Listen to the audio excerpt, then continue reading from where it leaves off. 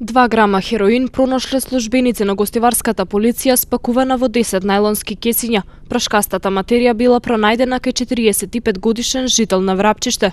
Пронајденото било одземено, а лицето е приведено во полициската станица во Гостивар. По разговорот пуштене на слобода. По вештачењето на пронајдената материја тој ќе се соочи со соодветен поднесок.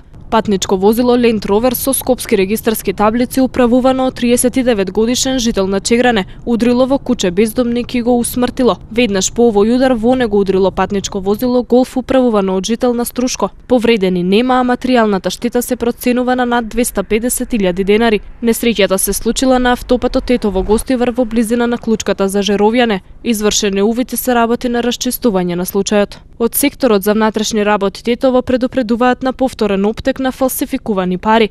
Последниот случај е од платен такси превоз со лажна банкнота од 1000 денари.